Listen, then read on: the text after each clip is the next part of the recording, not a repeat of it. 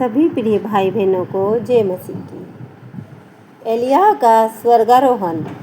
जब यहोवा एलिय्याह को बवंडर के द्वारा स्वर्ग में उठा लेने को था, तब एलिय्याह और एलीशा दोनों संग संग गिलगाल से चले।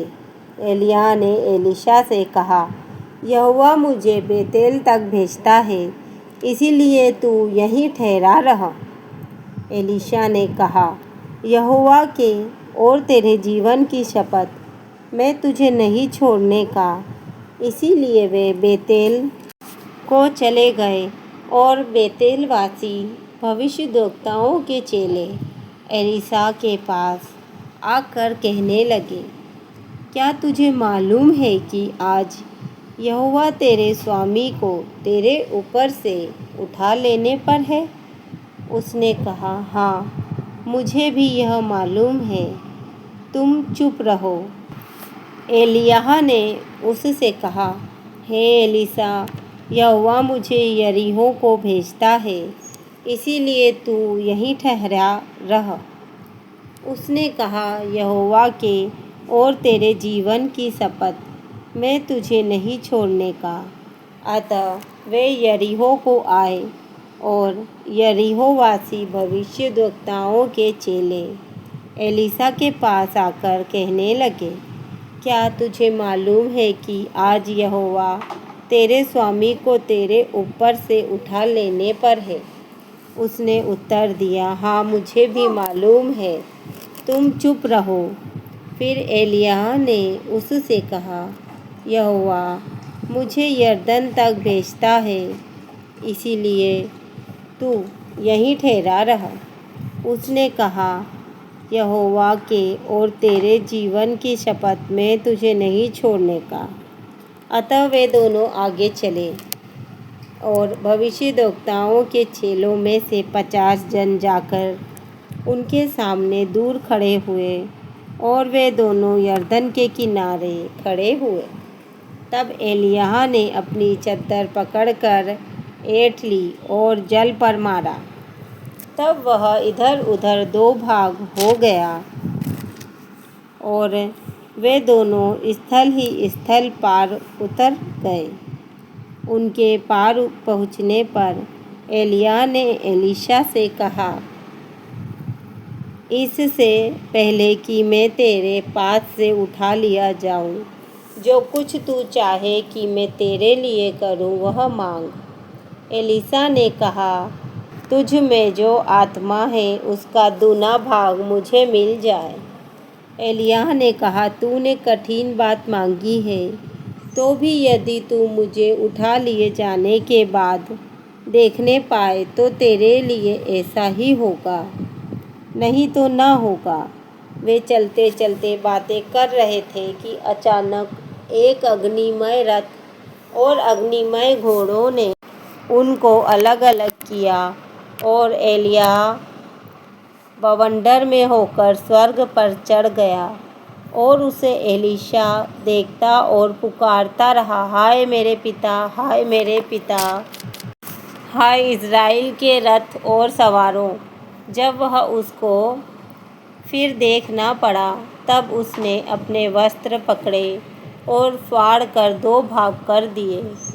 फिर उसने एलिय्याह की चद्दर उठाई जो उस पर से गिरी थी, और वह लौट गया और यरदन के तट पर खड़ा हुआ। तब उसने एलिय्याह की वह चद्दर जो उस पर थी, उस पर से गिरी थी, पकड़कर जल पर मारा और कहा, एलिय्याह का परमेश्वर यहोवा कहाँ है? जब उसने जल पर मारा, तब वह इधर उधर दो भाग हो गया और एलीशा पार हो गया।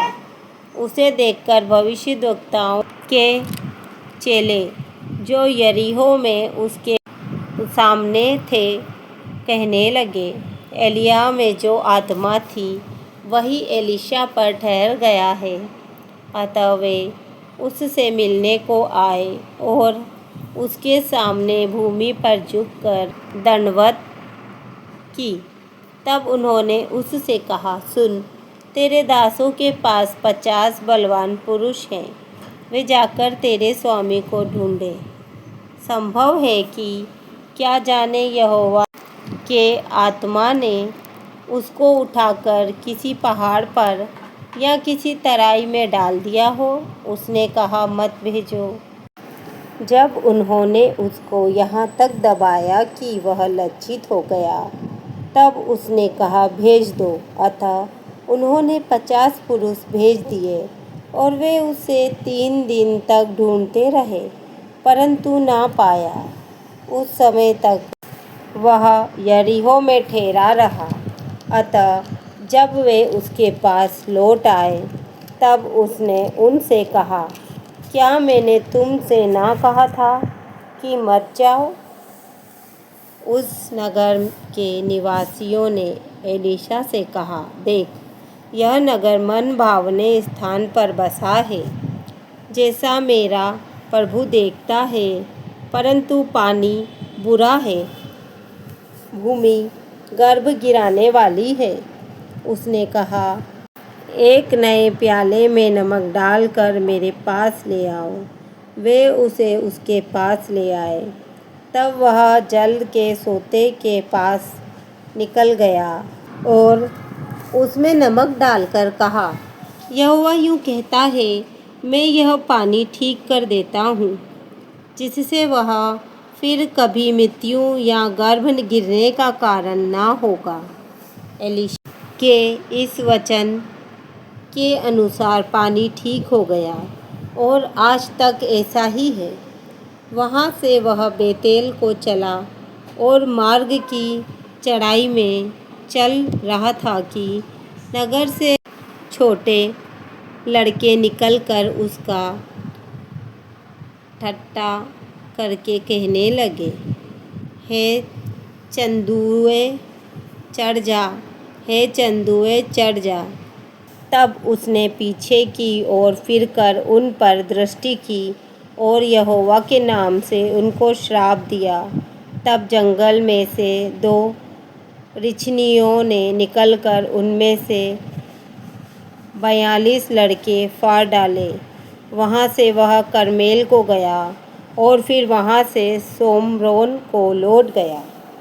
आमीन।